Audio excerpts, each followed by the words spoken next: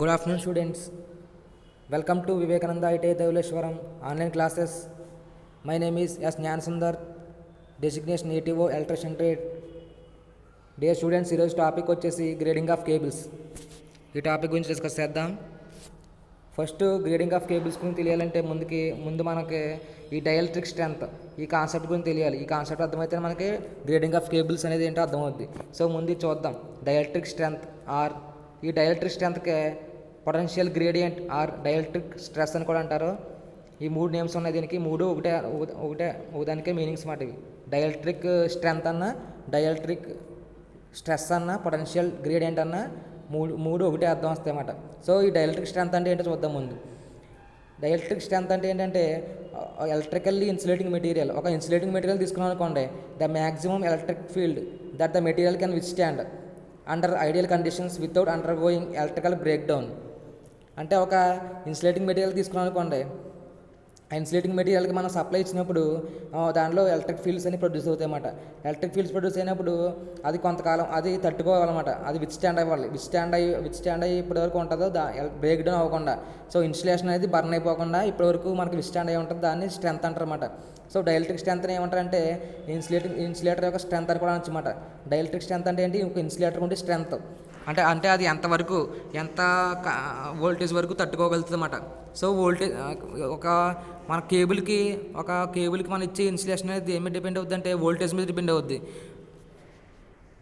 ఒకటి మనకి డిస్కస్ చేద్దాం. అసలు ముందు కేబుల్ అంటే ఏంటి చూద్దాం. కేబుల్ అంటే ఏంటి? కేబుల్ అంటే ఇన్సులేటెడ్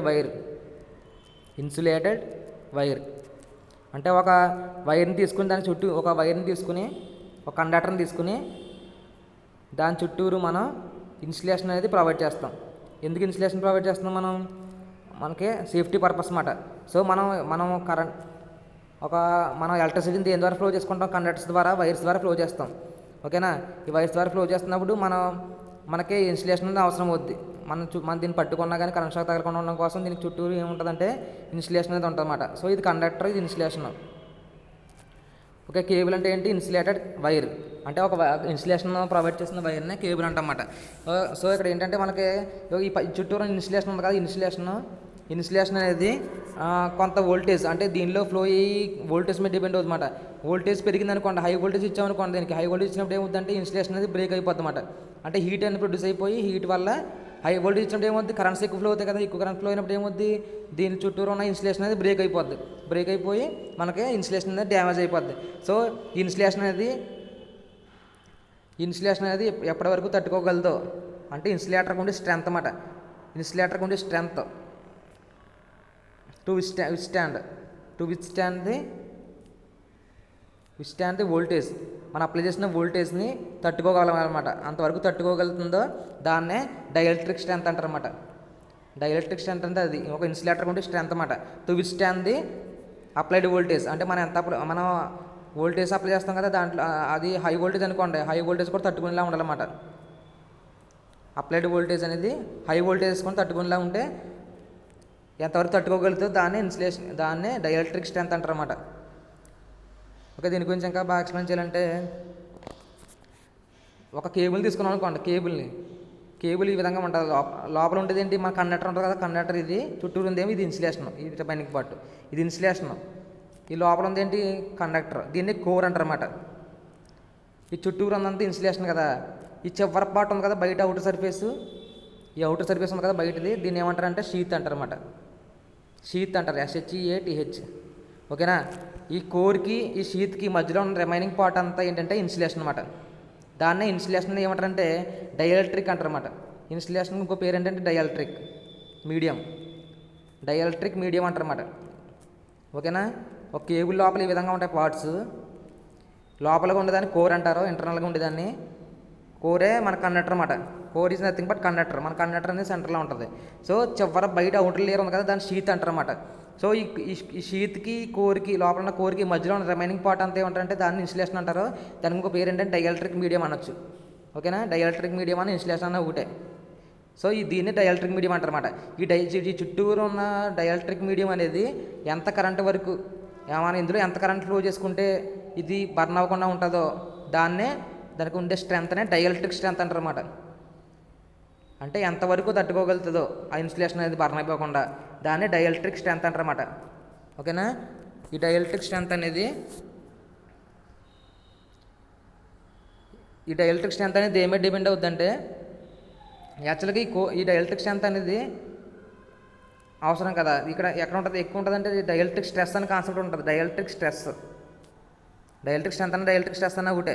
ఈ డైఎలక్ట్రిక్ స్ట్రెస్ అంటే ఏమవుతుందంటే కరెంట్ ఫ్లో అవుతున్నప్పుడు చుట్టూరు ఏంటి ఒక ఎలక్ట్రోస్టాటిక్ ఫీల్డ్ ప్రొడ్యూస్ అవుతుంది. దీంట్లో కరెంట్ ఫ్లో అవుతున్నప్పుడు కండక్టర్లోనే కోర్లో కరెంట్ ఫ్లో అవుతున్నప్పుడు ఈ చుట్టుపక్కల ఉన్న ఇన్సులేషన్ దగ్గర ఏం ప్రొడ్యూస్ అవుతుంది అంటే స్ట్రెస్ ప్రొడ్యూస్ అవుతుంది. డైఎలక్ట్రిక్ స్ట్రెస్ అంటే ఎలక్ట్రోస్టాటిక్ ఫోర్సెస్ అనేవి ప్రొడ్యూస్ అవుతాయి అన్నమాట. ఎలక్ట్రోస్టాటిక్ ఫోర్సెస్ ప్రొడ్యూస్ అయినప్పుడు ఏమవుతుందంటే చుట్టూరు హీట్ వస్తుంది అన్నమాట. ఈ కండక్టర్ చుట్టూరు దగ్గరలోనే, ఈ చివరిలో కాదు, ఈ కండక్టర్ సరౌండింగ్ ఏరియాస్లోనే ఎక్కువ స్ట్రెస్ అనేది వస్తుంది అన్నమాట. ఈ స్ట్రెస్ అనేది వల్లే మనకి హీట్ ప్రొడ్యూస్ అవుతుంది అన్నమాట. టెంపరేచర్ ప్రొడ్యూస్ అవుతుంది అన్నమాట. సో ఈ దూరంగా వెళ్ళి కొద్ది ఏమవుతుందంటే స్ట్రెస్ తగ్గిపోద్ది. ఎందుకంటే కండక్టర్ ఇక్కడే కదా ఉంది, ఈ ప్లేస్ ఇలా ఇక్కడ నుంచి అవుట్ సైడ్కి వెళ్ళి కొద్ది ఏమవుతుందంటే స్ట్రెస్ తగ్గిపోద్ది. సో దీని దగ్గరలో స్ట్రెస్ ఎక్కువ ఉంటుంది, ఈ చివరికి వచ్చినప్పుడు ఏమవుతుంది స్ట్రెస్ తగ్గిపోద్ది. సో ఈ డైఎలక్ట్రిక్ మీడియం అనేది డైఎలక్ట్రిక్ స్ట్రెస్ అనేది ఇక్కడ ఎక్కువ ఉంటుంది, ఇక్కడ తక్కువ ఉంటుంది. కాబట్టి మనం ఉపయోగించే డైఎలక్ట్రిక్ మీడియం అనేది ఏం చేయాలంటే ఎక్కువగా ప్లేస్ చేయాలి. దీనివల్ల ఇక్కడ ఎక్కువగా టెంపరేచర్ ఎక్కువ హై టెంపరేచర్ వచ్చేస్తుంది. కాబట్టి కోర్ దగ్గర ఇక్కడ ఏం చేయాలంటే మనం ఏం చేయాలి, దీనివల్ల డైఎలక్ట్రిక్ మెటీరియల్ అనేది ఎక్కువగా థిక్నెస్ ఎక్కువ పెట్టాలన్నమాట. ఇక్కడ సెంటర్లో మొత్తం దీనివల్ల ఏమవుతుంది, కేబుల్ చుట్టూరు థిక్నెస్ అనేది పెరిగిపోతుంది అన్నమాట. సో కేబుల్ చుట్టూరు ఎక్కువ థిక్నెస్, ఇన్సులేషన్ యొక్క థిక్నెస్ అనేది పెంచాల్సి వస్తుంది. ఎందుకు, దీనికి సపోర్ట్ చేయడం కోసం. హీట్ ప్రొడ్యూస్ అయిపోతుంది కదా ఎక్కువ. సో దానివల్ల దీన్ని ఇంకా ఎక్కువ హీట్ ప్రొడ్యూస్ అవ్వకుండా ఉండాలంటే చుట్టూరు ఎక్కువ ఇన్సులేషన్ ప్రొడ్యూస్ చేయాల్సి వస్తుంది అన్నమాట. సో దాన్ని డైఎలక్ట్రిక్ మెటీరియల్ అనేది ఎక్కువ యూజ్ చేయాల్సి వస్తుంది. దానివల్ల ఏమవుతుంది, కండక్టర్ యొక్క సైజ్ అనేది పెరిగిపోతుంది అన్నమాట.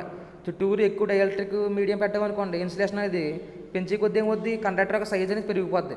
సో దీనివల్ల ఇదొక నెగిటివ్ పాయింట్ అన్నమాట. ఏంటంటే కండక్టర్ సైజ్ పెరిగిపోతుంది. దాంతోపాటు హై కరెంట్స్ ఫ్లో అనుకోండి, దీంట్లోనే హై కరెంట్స్ ఫ్లో అయినప్పుడు ఇది తట్టుకోలేక బ్రేక్ డౌన్ అయిపోతుంది అన్నమాట. ఇన్సులేషన్ అంతా బ్రేక్ డౌన్ అయిపోద్ది. అదే విధంగా చూడండి, ఒక న్యూక్లియస్ తీసుకోండి, అంటే ఒక యాటమ్ తీసుకోండి. యాటమ్ అంటే ఒక పరమాణువు. యాటమ్ లోపల ఏముంటుంది, న్యూక్లియస్ ఉంటుంది. సెంటర్లో న్యూక్లియస్ ఉంటుంది, కేంద్రంగా ఉంటుంది. చుట్టూరు ఏముంటాయంటే ఎలక్ట్రాన్స్ ఉంటాయి అన్నమాట. ఈ అవుటర్ సెల్లో ఏముంటాయి, ఎలక్ట్రాన్స్ ఉంటాయి. సో మనం ఒక ఇన్సులేటర్ తీసుకుంటే ఏమవుతుందంటే అవుటర్ సెల్లో ఎలక్ట్రాన్స్ అనేవి ఫ్రీగా ఉండవు, బాండ్ అయిపోయి ఉంటాయి అన్నమాట. అంటే అవుటర్ సెల్లో ఈ ఎలక్ట్రాన్స్ అలా ఉంటే ఏమవుద్ది, ఫ్రీ ఎలక్ట్రాన్స్ కాదు, ఇంకా అవి బాండింగ్ అనేవి కుదరదన్నమాట. సో ఫ్రీ ఎలక్ట్రాన్స్ ఉండవు. ఇవన్నీ కలిపి ఈ న్యూక్లియస్ అనేది వీటిని టైట్గా బాండ్ చేసుకుంటుంది అన్నమాట. అంటే బయటికి ఫ్లో అవ్వకుండా చేసుకుంటుంది అన్నమాట. అందువల్ల ఇన్సులేటర్ని కరెంట్ ఇచ్చినా కానీ కరెంట్ ఫ్లో అవ్వదు. ఎందుకంటే ఈ లోపల ఉన్న న్యూక్లియస్ అనేది, కేంద్రకం అనేది దీని మీద ఈక్వల్ ఫోర్సెస్ అని క్రియేట్ చేస్తుంది అన్నమాట. అట్రాక్షన్ ఫోర్స్ ఎక్కువ ఉంటుంది అన్నమాట వీటి మీద. సో ఎలక్ట్రాన్స్ ఎక్కడికి బయటికి వెళ్ళిపోవు. కానీ మనం ఎప్పుడైతే మనం పాజిటివ్ ఛార్జ్ హై వోల్టేజ్ ఇచ్చామో, హై వోల్టేజ్ అంటే ఏంటి, వోల్టేజ్ రేటింగ్స్ ఎలా ఉంటాయి, 230 volts, 440 volts, 11 kV, 33 kV ఆ విధంగా ఉంటాయి కదా. సో ఈ విధంగా వోల్టేజ్ పెంచుకెళ్ళి కొద్దీ ఏమవుతుంది, పాజిటివ్ ఛార్జ్ పెరుగుతుంది కదా. వోల్టేజ్ వాల్యూ అంటే పాజిటివ్ ఛార్జ్ కదా. ఈ పాజిటివ్ ఛార్జ్ పెరిగినప్పుడు ఏమవుతుంది, ఈ పాజిటివ్ ఛార్జ్ అనేవి ఇందులో ఉన్న ఎలక్ట్రాన్స్ని ఏం చేస్తుందంటే అట్రాక్ట్ చేస్తాయి. ఈ న్యూక్లియస్ అనేది వీటిని బయటకు వెళ్ళకుండా లోపలికి అట్రాక్ట్ చేస్తుంది. కానీ ఇవి ఏం చేస్తాయంటే ఈ హై కరెంట్స్ ఫ్లో అవుతున్నప్పుడు, ఈ హై కరెంట్స్ ఏం చేస్తాయంటే హై వోల్టేజ్ ఫ్లో అవుతున్నప్పుడు ఈ హై వోల్టేజ్ ఏం చేస్తుందంటే ఇందులోని ఎలక్ట్రాన్స్ని తన వైపు లాకుండా ప్రయత్నిస్తామన్నమాట. సో ఈ ఫోర్స్ ఎక్కువైంది అనుకోండి, హై వోల్టేజ్ ఇచ్చినప్పుడు ఏమవుతుంది, ఈ ఫోర్స్ ఎక్కువ ఉంటుంది. ఈ న్యూక్లియస్ కుంటే స్ట్రెంత్ కంటే మనం అప్లై చేసే వోల్టేజ్కి ఎక్కువ స్ట్రెంత్ ఉంటుంది. అప్పుడు ఏమవుతుందంటే ఈ ఎలక్ట్రాన్స్ అనేవి మూవ్ అయిపోతామండి బయటికి. సో ఎలక్ట్రాన్స్ మూవ్ అయిపోతున్నాయంటే ఏంటి, ఎలక్ట్రాన్స్ మూవ్ అయితే దానికి అర్థం ఏంటి, అది ఇన్సులేటర్, కండక్టర్. ఎప్పుడైతే ఎలక్ట్రాన్స్ మూవ్ అనేది దాన్ని ఏమంటారంటే కండక్టర్ అంటారన్నమాట. సో అప్పుడు కండక్టర్ కింద యాడ్ చేస్తామన్నమాట. ఇన్సులేటర్ అనేది కండక్టర్ కింద యాడ్ చేసి కరెంట్స్ ఫ్లో చేసుకోవడం వల్ల ఏమవుతుందంటే ఇన్సులేషన్ అంతా మొత్తం చుట్టూరు ఉన్న కండక్టర్ చుట్టూరు ఉన్న ఇన్సులేషన్ మొత్తం ఏమవుతుందంటే బర్న్ అయిపోద్ది. ఆ విధంగా హై వోల్టేజ్ ఇచ్చినప్పుడు బర్న్ అయిపోవడాన్ని ఏమంటారంటే బ్రేక్ డౌన్ అంటారన్నమాట. Dielectric break down. ఓకేనా. ఏమంటారంటే డైఎలక్ట్రిక్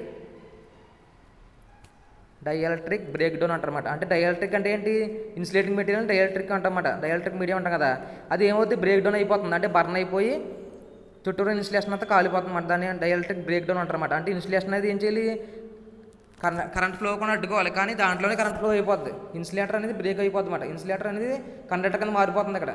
ఎప్పుడు హై వోల్టేజ్ అప్లై చేసినప్పుడు ఇన్సులేటర్ అనేది ఏమవుతుంది, కండక్టర్ కింద మారిపోతుంది. సో ఎప్పుడైతే కండక్టర్ కింద మారిపోతుందో అక్కడ ఏం జరిగినట్టు, డైఎలక్ట్రిక్ అనేది చుట్టూరు ఉన్న ఇన్సులేషన్ పోయింది కదా, దాన్ని డైఎలక్ట్రిక్ బ్రేక్ డౌన్ అంటారన్నమాట. సో ఇక్కడ డైఎలక్ట్రిక్ బ్రేక్ డౌన్ అనేది మనకి కేబుల్స్లో అక్కడ అవుతుందన్నమాట. ఇలా కేబుల్స్ తీసుకుంటే దాంట్లో ప్రాబ్లం ఏంటంటే డైఎలక్ట్రిక్ చుట్టూ ఇన్సులేషన్ కాలిపోతుంది కాబట్టి దాన్ని డైఎలక్ట్రిక్ బ్రేక్ డౌన్, ఇదొక ప్రాబ్లం ఉంది మనకి కేబుల్స్లో. ఇంకో ప్రాబ్లం ఏంటంటే ఈ డైఎలక్ట్రిక్ బ్రేక్ డౌన్ అవ్వకుండా ఉండాలంటే ఏం చేయాలి, కండక్టర్ కోర్ చుట్టూరు ఎక్కువగా ఇన్సులేషన్ పెట్టాలి. ఎక్కువగా ఇన్సులేషన్ పెడితే ఏమవుద్ది, ఇన్సులేషన్ పెంచి కొద్దీ దాని యొక్క సైజ్ ఏమవుద్ది, పెరిగిపోద్ది. కండక్టర్ యొక్క సైజ్ అనేది పెరిగిపోద్ది. సో ఈ రెండు నెగిటివ్స్ మాట. ఓకేనా. 2 నెగిటివ్స్ ఏంటి, ఫస్ట్ నెగిటివ్ ఏమొచ్చింది, బ్రేక్ డౌన్ అయిపోద్ది, హై వోల్టేజ్ దగ్గర బ్రేక్ డౌన్ అవుతుంది. సెకండ్ నెగిటివ్ వచ్చేసి కండక్టర్ యొక్క కేబుల్ యొక్క సైజ్ అనేది పెరిగిపోతుంది. ఇన్సులేషన్ పెంచామనుకోండి cable size పెరిగిపోద్ది.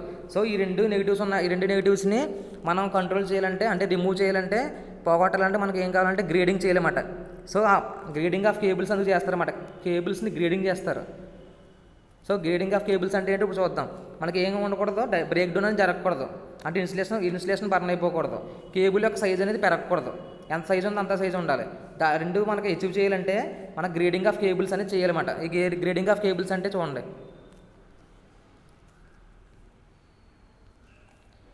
Grading of cables అంటే ఏంటి, since the stresses are maximum.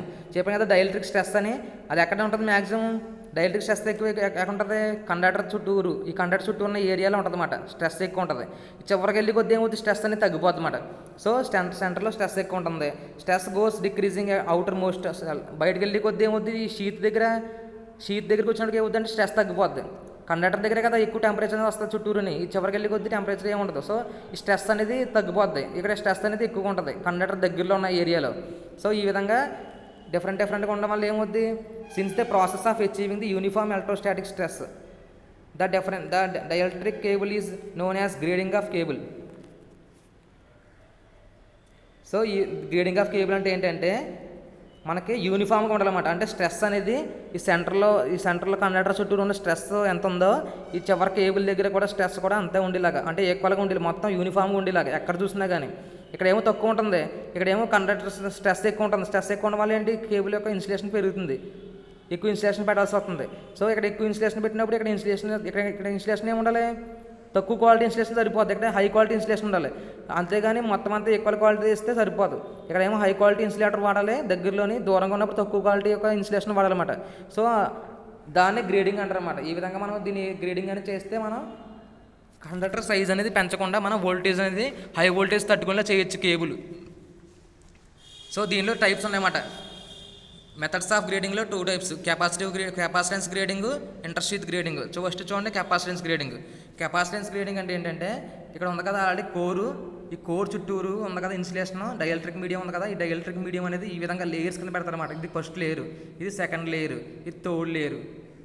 అంటే యూనిఫామ్గా పెట్టరు. ఇంతకుముందు ఎలా ఉంది యూనిఫామ్, ఇంతకుముందు మనం చెప్పింది ఎలా ఉంది, ఇక్కడ సెంటర్లో కోర్ ఉంది,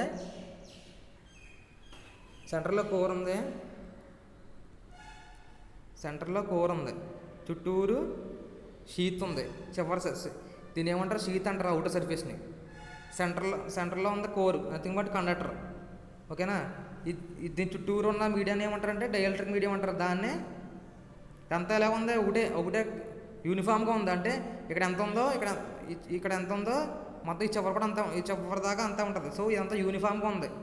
డైఎలక్ట్రిక్ మీడియం అనేది యూనిఫామ్గా ఉంది. కానీ దీనివల్ల ఏమవుతుంది, కేబుల్ సైజ్ పెరిగిపోద్ది ఈ విధంగా యూనిఫామ్గా పెట్టడం వల్ల. ఎందుకంటే దీని దగ్గరలోనే మనకు కావాలి హై ఇన్సులేషన్, దూరంగా ఉన్నప్పుడు మళ్ళీ పెద్ద అవసరం లేదు. సో దీన్ని గ్రేడింగ్ చేయాలన్నమాట. గ్రేడింగ్ చేస్తే మనకు ప్లస్ అవుద్ది, అంటే సైజ్ పెరగకుండా ఉంటుంది. దాంతోపాటు హై వోల్టేజ్ కూడా తట్టుకోగలుగుతుంది. సో అందువల్ల ఇక్కడ ఏం చేస్తున్నామంటే దీన్ని లేయర్స్ కింద మారుతున్నాం అన్నమాట. ఇక్కడ కెపాసిటెన్స్ గ్రేడింగ్ అంటే ఏంటంటే, ఇక్కడ చూడండి కెపాసిటెన్స్ గ్రేడింగ్ అంటే ఏంటంటే లేయర్స్ కింద మారుతారు అన్నమాట. సో ఇక్కడ లేయర్స్ కింద వేస్తారు చుట్టూరు, కేబుల్ చుట్టూరు insulation first layer, second layer, third layer కింద వేస్తారన్నమాట. ఈ ఫస్ట్ లేయర్లో ఉన్నదానికి కొంత పర్మిటివిటీ ఉంటుంది. పర్మిటివిటీ అంటే ఏంటంటే తన గుండా ఎలక్ట్రిక్ ఫీల్డ్ ప్రొడ్యూస్ అయ్యేది అనమాట. ఎలక్ట్రిక్ ఫీల్డ్ ఎప్పుడు ప్రొడ్యూస్ అవుతుంది, దీంట్లో హై కరెంట్ ఫ్లో అయినప్పుడు, హై వోల్టేజ్ ఫ్లో అయినప్పుడు, దీని ద్వారా హై కరెంట్ ఫ్లో అయినప్పుడు ఏమవుద్ది, చుట్టూరు ఎలక్ట్రిక్ ఫీల్డ్ ప్రొడ్యూస్ అవుతుంది. ఎలక్ట్రిక్ ఫీల్డ్ అనేది ఈ విధంగా ఫ్లో అవడం వల్ల ఏమవుద్ది, మొత్తం ఇదంతా ఫ్లో అయిపోయి మొత్తం ఇదంతా బర్న్ అయిపోతుంది అన్నమాట. సో ఎలక్ట్రిక్ ఫీల్డ్ అనేది ఎక్కడ పడితే అక్కడ ఆపాలి. పర్మిటివిటీ అంటే ఏంటంటే ఈ విధంగా వచ్చిన ఎలక్ట్రిక్ ఫీల్డ్ని, చుట్టూరు ఫామ్ అయిన ఎలక్ట్రిక్ ఫీల్డ్ని ఫ్లో అవ్వకుండా అడ్డుకుంటుంది అనమాట. దాన్ని పర్మిటివిటీ అంటారు. సో ఈ పర్మిటివిటీ ఎక్కువ దేనికి ఉండాలి? ఎప్సిలాన్ 1 ఇక్కడ చూడండి, ఎప్సిలాన్ అంటారు దీన్ని. Epsilon 1, epsilon 2, epsilon 3. ఎప్సిలాన్ 1 అనేది ఏంటంటే హై పర్మిటివిటీ అన్నమాట దీనికి, అంటే ఎక్కువగా అడ్డుకుంటుంది అన్నమాట ఎలక్ట్రిక్ ఫీల్డ్ని. దీనికి ఎక్కువ వాల్యూ ఉంటుంది. సో తర్వాత ఇక్కడ నుంచి దూరంగా వెళ్ళి కొద్ది ఏమవుద్ది, తగ్గిపోతుంది కదా స్ట్రెస్ అనేది. సో ఇక్కడ ఏం చేయాలి? తక్కువ E2 అంటే ఎప్సిలాన్ 2 అంటే ఏంటి? ఎప్సిలాన్ 2 అంటే కొంచెం తక్కువ తక్కువ స్ట్రెస్, అంటే తక్కువ పర్మిటివిటీ వాల్యూ అన్నమాట. దీనికంటే తక్కువ పర్మిటివ్ వాల్యూ E3 అనమాట. సో పర్మిటివిటీ వాల్యూ తగ్గకుండా వేస్తామంట లేయర్స్ అనేవి. సో ఇవి డిఫరెంట్గా ఉంటాయి అన్నమాట. ఇవి 3 లేయర్స్ కింద వేస్తాం. 3 లేయర్ల యొక్క పర్మిటివిటీ వాల్యూ డిఫరెంట్గా ఉంటుంది అన్నమాట. సో దీన్ని కెపాసిటెన్స్ గ్రేడింగ్ అంటారు అన్నమాట. దీనివల్ల ఏమవుతుంది చూడండి, ఇక్కడ దీని మధ్య స్ట్రెస్ అనేది ఏమవుతుంది? డిక్రీజ్ అవుతూ వస్తుంది. మళ్ళీ ఈ లేయర్ దగ్గరికి వచ్చినప్పుడు మళ్ళీ మ్యాక్సిమం స్ట్రెస్ ఉంటుంది. సో మళ్ళీ డిక్రీజ్ అవుతూ వస్తుంది. మళ్ళీ ఈ లేయర్కి వచ్చినప్పుడు మ్యాక్సిమం స్ట్రెస్ ఉంటుంది. మళ్ళీ చివరికి వచ్చినప్పుడు ఇక్కడ మ్యాక్సిమం స్ట్రెస్ ఉంటుంది. యాక్చువల్గా స్టార్టింగ్లో ఇక్కడే మ్యాక్సిమం స్ట్రెస్ ఉంటుంది. ఇప్పుడు మ్యాక్సిమం స్ట్రెస్ అనేది ఎక్కడికి డిస్ట్రిబ్యూట్ చేస్తామన్నమాట ఈక్వల్గా. దీంతోపాటు మిడిల్లో కూడా ఈక్వల్గా ఉండాలి, కానీ ఈక్వల్గా లేకుండా ఏమవుతుంది? లైట్గా డిక్రీజ్ అవుతుంది అనమాట. సో ఇక్కడ నెంబర్ ఆఫ్ లేయర్స్ పెంచామనుకోండి, ఈ నెంబర్ ఆఫ్ లేయర్స్ పెంచామనుకోండి ఇన్ఫినిటీ, అప్పుడు ఏమవుద్ది? ఈ విధంగా డిక్రీజ్ అవుతా తక్కువలో డిక్రీజ్ అవుతూ ఉంటుంది. అప్పుడు ఏమవుతుంది? ఆటోమేటిక్గా ఈక్వల్ అయిపోతుంది అన్నమాట, అంటే స్టాండర్డ్గా వాల్యూ అయిపోతుంది అన్నమాట. ఇప్పుడు నెంబర్ ఆఫ్ లేయర్స్ పెంచామనుకోండి, నెంబర్ ఆఫ్ లేయర్స్ పెంచితే ఏమవుద్ది? ఈ విధంగా ఇలాగా వస్తుంది అన్నమాట, అంటే కర్వ్. దానివల్ల ఏమవుద్ది? గ్రాఫ్ ఈ విధంగా వచ్చినప్పుడు ఏమవుద్ది? మొత్తం అంతా స్టాండర్డ్ వాల్యూ ఎక్కువ ఉంటుంది అన్నమాట, అంటే ఎక్కడ చూసినా ఈక్వల్గా ఉంటుంది అన్నమాట స్ట్రెస్ అనేది. ఈ స్ట్రెస్ అనేది నెంబర్ ఆఫ్, ఇక్కడ 3 ఉన్నాయి కాబట్టి ఈ విధంగా వచ్చింది గ్రాఫ్. ఇక్కడ నెంబర్ ఆఫ్ లేయర్స్ పెడితే ఏమవుద్ది? గ్రాఫ్ అనేది ఈ విధంగా లాగా నెంబర్ ఆఫ్ లేయర్స్ పెట్టినప్పుడు ఏమవుద్ది? ఈ డిక్రీజింగ్ వాల్యూ తగ్గిపోయి ఎక్కువ స్టాండర్డ్ వాల్యూ వస్తుందన్నమాట. స్టాండర్డ్ వాల్యూ వల్ల ఏమవుతుందంటే మొత్తం ఎక్కడ చూసినా కానీ యూనిఫామ్గా ఉంటుంది అన్నమాట స్ట్రెస్ అనేది. స్ట్రెస్ యూనిఫామ్గా ఉంటే ఆటోమేటిక్గా ఏమవుద్ది? దానివల్ల ఎక్కువ ఇన్సులేషన్ వాడక్కర్లేదు. ఇన్సులేషన్ యొక్క ఇన్సులేషన్ అయితే ఇక్కడ ఏం చేస్తున్నాం? హై ఇన్సులేషన్ స్ట్రెంత్ ఉన్నది వాడుతున్నాం సెంటర్లో. దాని తర్వాత కొంచెం ఇన్సులేషన్ స్ట్రెంత్ తగ్గిస్తున్నాం, డైఎలక్ట్రిక్ స్ట్రెంత్. తర్వాత డైఎలక్ట్రిక్ స్ట్రెంత్ కొంచెం తగ్గిస్తున్నాం అన్నమాట. సో సెంటర్ నుంచి వెళ్ళి కొద్దీ డిఫరెంట్ లేయర్స్లో వేస్తామన్నమాట డైఎలక్ట్రిక్ మెటీరియల్ని. ఓకేనా? ఇక్కడ నెక్స్ట్ చూడండి, ఇంటర్షీత్ గ్రేడింగ్. ఇక్కడ ఇంటర్షీత్ గ్రేడింగ్ అంటే సేమ్ దీనికి సిమిలర్గా ఉంటుంది అన్నమాట. ఇక్కడ కెపాసిటెన్స్ గ్రేడింగ్, ఇదేమో ఇంటర్షీత్ గ్రేడింగ్.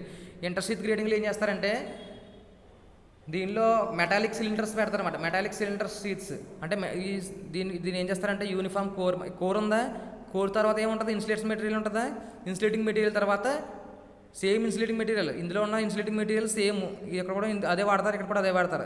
ఇంతకుముందు ఏంటి? ఈ మూడు రకాల ఇన్సులేటింగ్ మెటీరియల్స్ వాడుతున్నారు. ఇందులో వేరే రకం ఇన్సులేటింగ్ మెటీరియల్, ఇందులో వేరే రకం ఇన్సులేటింగ్ మెటీరియల్, దీంట్లో వేరే రకం మూడు రకాల ఇన్సులేటింగ్ మెటీరియల్స్ వాడుతున్నారు. ఇక్కడ ఉన్న ఇన్సులేటింగ్ మెటీరియల్స్కి హై స్ట్రెంత్ ఉంటుంది, ఇక్కడ ఉండేది లో స్ట్రెంత్, ఇక్కడ ఉండేది బాగా లో స్ట్రెంత్. ఇందులోని కెపాసిటెన్స్ గ్రేడింగ్లో. కానీ ఇండక్టెన్స్ ఇది ఇంటర్షీట్ గ్రేడింగ్లో ఏం చేస్తారు? ఇక్కడ ఈక్వల్గా ఉండవు, ఇక్కడ సేమ్ ఈక్వల్ అన్నమాట. ఇక్కడ ఉండి ఇన్సులేటింగ్ మెటీరియల్కి ఎంత స్ట్రెంత్ ఉంటుందో దీనికి కూడా అంత స్ట్రెంత్ ఉంటుంది, దీనికి కూడా అంత స్ట్రెంత్ ఉంటుంది. కాబట్టి మిడిల్ ఏం చేస్తారంటే ఇంటర్షీట్స్ అని పెడతారన్నమాట. ఇంటర్షీట్స్ అంటే ఏంటంటే మెటాలిక్ సిలిండర్స్ అన్నమాట. మెటాలిక్ సిలిండర్స్ని పెడతారన్నమాట. అంటే మెటాలిక్ షీట్స్, మెటాలిక్ కండక్టర్స్ చేసిన షీట్లని పెడతారన్నమాట. దానివల్ల ఏమవుద్దంటే ఇక్కడ నుంచి ఇక్కడ దాకా ఒక కేబుల్ దాకా యాడ్ చేస్తుంది చూడండి. ఇక్కడ నుంచి ఇక్కడ దాకా ఏంటి? ఇది కోరు, ఇదేమో ఇన్సులేషన్. సో ఈ రెండు కలిపితే ఏంటో కేబుల్. మళ్ళీ ఇదంతా కోర్ అయ్యింది అనుకోండి, తర్వాత ఈ పక్కన ఇన్సులేషన్ అనుకోండి. సో ఇదంతా కలిపితే ఇంకో కేబుల్. సో నెంబర్ ఆఫ్ కేబుల్స్లో యాడ్ చేస్తున్నమాట. ఇది ఒకే కేబుల్ అనేది ఇక్కడ నుంచి ఇక్కడ దాకా ఒక కేబుల్, ఇక్కడ నుంచి ఇంకో దాకా ఇంకో కేబుల్, ఇక్కడ నుంచి ఇంకో కేబుల్ అన్నమాట. అంటే నెంబర్ ఆఫ్ కేబుల్స్లో యాడ్ చేస్తున్నమాట. అంటే యూనిఫామ్ ఫీల్డే ఉంటుంది లోపల, ఎలక్ట్రిక్ ఫీల్డ్ యూనిఫామ్గానే ఉంటుంది.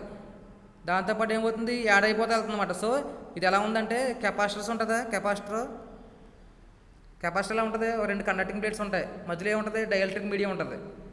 సో ఇక్కడ చూసుకుని అలా ఉంది కదా, ఇక్కడ ఏముంది? రౌండ్గా ఉంది, మధ్యలో కోర్ ఉంది, తర్వాత ఇంకో లేయర్ వచ్చింది, తర్వాత ఇంకో లేయర్ వచ్చింది. సో దీన్నే ఈ కండక్టర్ ప్లేట్స్ అనుకోండి.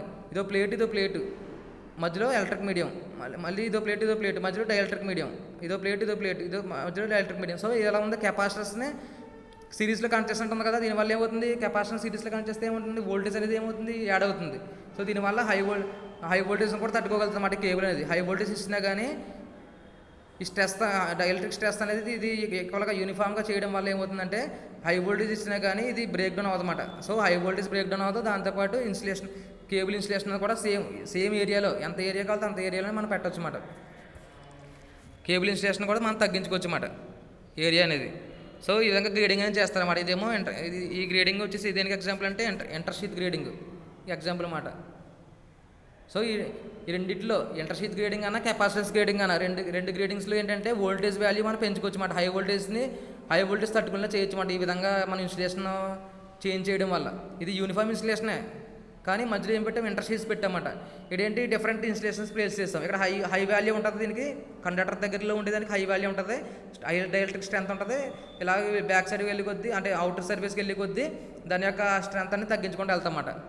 ఓకేనా, ఈ రెండు టైప్స్ ఉపయోగిస్తారన్నమాట గ్రేడింగ్ చేయాలంటే. అర్థమైంది కదా గ్రేడింగ్ ఆఫ్. నెక్స్ట్ చూడండి లిమిటేషన్స్ ఆఫ్ గ్రేడింగ్. ఈ గ్రేడింగ్లో లిమిటేషన్స్ కూడా ఉన్నాయన్నమాట. The main disadvantage of capacitance grading is, capacitance గ్రేడింగ్లో డిసడ్వాంటేజ్ ఏంటంటే permittivity value of insulating material available for cable insulation is limited.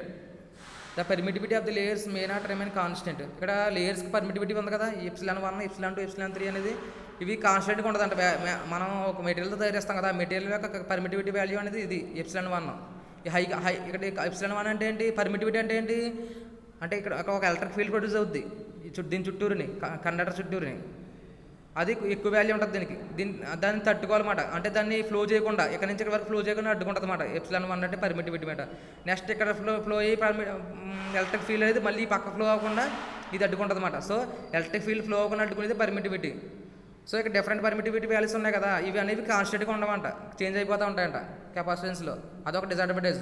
Next వచ్చేసి ఇంటర్షీత్లో డిసడ్వాంటేజ్ ఏంటంటే ఇంటర్షీట్స్ ఉన్నాయి కదా మనకు మధ్యలో పెట్టినవి, సో ఇవి డ్యామేజ్ అవుతాయి అన్నమాట.